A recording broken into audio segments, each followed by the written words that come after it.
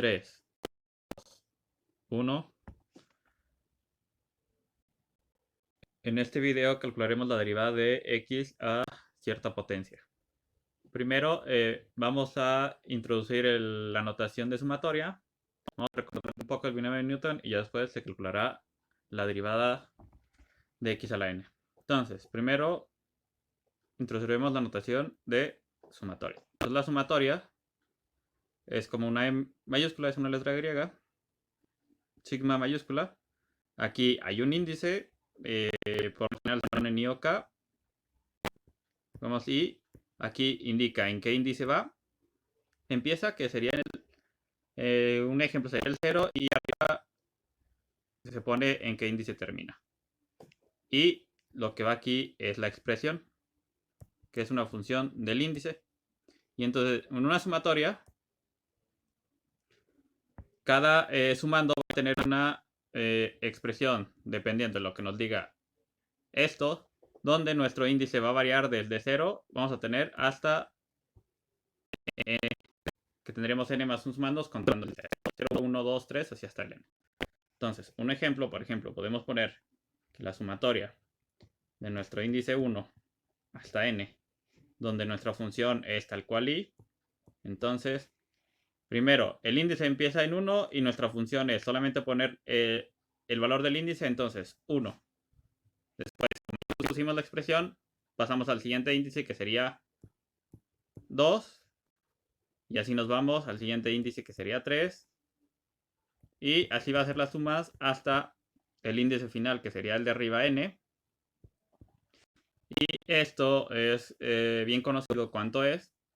Hay una leyenda importante sobre Gauss de que la sumatoria de los n términos, n primeros términos, es n por n más 1 entre 2.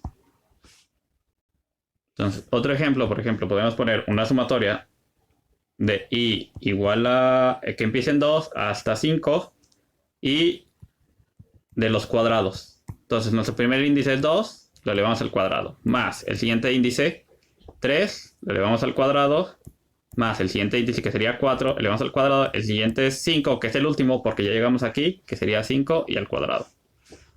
Y toda esta sumatoria, si la sumamos, nos quedaría 4 más 9 más 16 más 25, quedaría 54. Entonces, así es la notación de sumatoria. Y ahora, para pasar con el binomio de Newton, vamos a recordar cómo se definen las combinatorias, las combinaciones. Entonces, en general, tenemos, primero vamos a definir, recordar que es el factorial. Entonces, el factorial es la multiplicación de todos los números hasta el número n. Entonces, así nos vamos hasta terminar por el 3 por 2, el 1. Por ejemplo, el factorial de 3 sería multiplicar 3 por 2 por 1, que es 6. El factorial 5 es 5 por 4 por 3 por 2 por 1, que sería 120. El 0 factorial, que se va a usar, se define como el 1.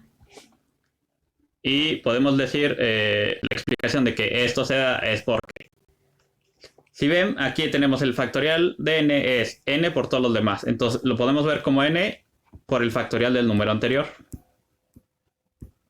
Entonces, el factorial lo podemos calcular como n por el factorial del número anterior.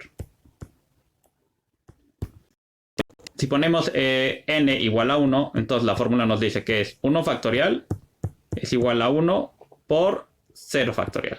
Pero sabemos que el 1 factorial es 1. Por lo tanto, de aquí obtenemos que el 0 factorial vale 1. Ahora, ya que tenemos definido el factorial, vamos a definir las combinaciones. Entonces, las combinaciones que nos dicen, por ejemplo, tenemos n cosas y las queremos poner en p lugares. Entonces nos dicen de cuántas combinaciones podemos hacer esto, y la fórmula que nos dice está dada por el factorial del número de arriba entre el factorial del número de abajo por el factorial de la resta de los dos números. Entonces, por como está definido, el número de arriba siempre es mayor que o igual que el de abajo. Entonces, por ejemplo, el factorial de 3 en 2 sería calcular el factorial de 3 entre el factorial de 2 por el factorial de la resta, que sería el factorial de 3 menos 2. Que nos quedaría el factorial de 3 entre el factorial de 2 por el factorial de 1. Que en este caso quedaría 6 entre 2. Y el resultado es 3. Y ahora sí, recordando el binomio de Newton,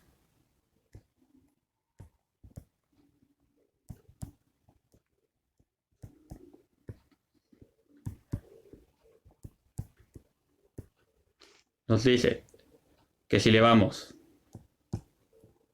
un binomio a la potencia n, entonces este se puede escribir como la sumatoria desde el índice 0 hasta el índice n de las combinaciones de n en k por a la k por b a la k a la n menos k.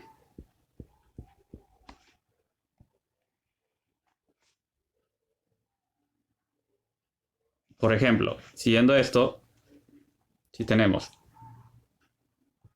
a más b al cuadrado, pues a más b al cuadrado sería la sumatoria de k igual a 0 a 2 de las combinaciones de n de 2 en k de a la k por b a la 2 menos k. Entonces, desarrollando, el primero que tenemos es para el índice 0, nos queda combinaciones de 2 en 0, de a la 0, b a la 2 menos k, más combinaciones de 2 en 1, a1 por b a la 2 menos 1, más combinaciones de 2 en 2, de a la 2 por b a la 2 menos 2.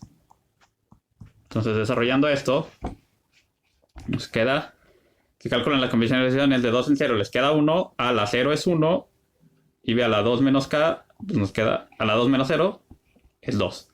Más las combinaciones de 2 en 1, al calcularlo les va a quedar 2, y nos quedaría a la 1 por b a la 2 menos 1, nos queda b, y la siguiente, las combinaciones de 2 en 2, que también es 1, nos queda a al cuadrado, y b nos quedaría a la 0, y lo dejamos tal cual. Entonces tal cual es el binomio, el binomio al cuadrado que se conoce. Okay. Entonces ahora sí vamos a calcular la derivada de x a la n.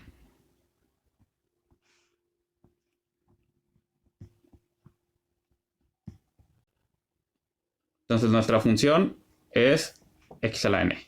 Entonces por definición este es el límite de cuando h tiende a 0 de x más h a la n menos x a la n sobre h. Y a este término es el que le vamos a aplicar el binomio de Newton. Entonces esto por el binomio de Newton, esto es la sumatoria de k igual a 0 a n en las combinaciones de n en k, x a la k, no x a la n, y vamos a poner h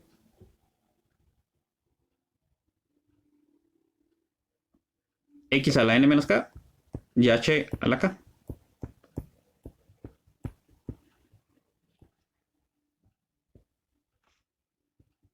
Entonces, si desarrollamos esa fórmula, nos quedaría combinaciones de n en n, resulta que siempre es 1, nos quedaría x, y luego n menos 0, nos quedaría n, y h a la 0 queda 1, entonces nos queda tal cual. El siguiente nos quedaría más combinaciones. En 1 resulta que las combinaciones de n en 1, bueno, nos quedarían las combinaciones de n en 1, nos quedaría x a la n menos 1 por h, más combinaciones de n2 por x a la n menos 2 por h al cuadrado. Y así nos podemos seguir hasta el último término, que nos quedaría combinaciones de n a la n por h a la n menos x a la n. Todo esto sobre h. Entonces lo que vemos aquí es que el x a la n lo podemos cancelar con el de la función, Y todo lo que tiene está acá adentro que nos sobrevive tiene un h. Entonces, ese h lo podemos sacar como factor común. Entonces, sacando ese h como factor común nos queda límite de cuando h tiende a 0. H como factor común nos queda combinaciones de n en 1 de x a la n-1 más combinaciones de n2 x a la n-2 por h más, y así nos vamos hasta n combinaciones de h a la n-1. Y esto entre h. Entonces las h se cancelan, lo que nos queda es el límite cuando h tiende a 0 de toda esa expresión. Todos estos términos tienen h, por lo tanto cuando evaluemos nos queda 0. Entonces todos estos se hacen 0 y el único que nos sobrevive es el primer término. Entonces todo eso se reduce a las combinaciones de n en 1 de x a la n-1. Calculando quiénes son las combinaciones de n en 1, que sería n factorial entre 1 factorial por n-1, que es la resta de los dos, factorial, x a la n-1, recordando que el n factorial lo podemos ver como n por el factorial anterior, que es n-1 factorial. 1 factorial es 1, lo voy a dejar tal cual, entonces nos queda n-1 factorial por x a la n-1. Entonces se cancelan esos n-1 factorial y entonces tenemos que la derivada de x a la n es n por x a la n-1. Entonces, esa es la derivada de x a la n. Entonces, vamos a hacer unos ejemplos.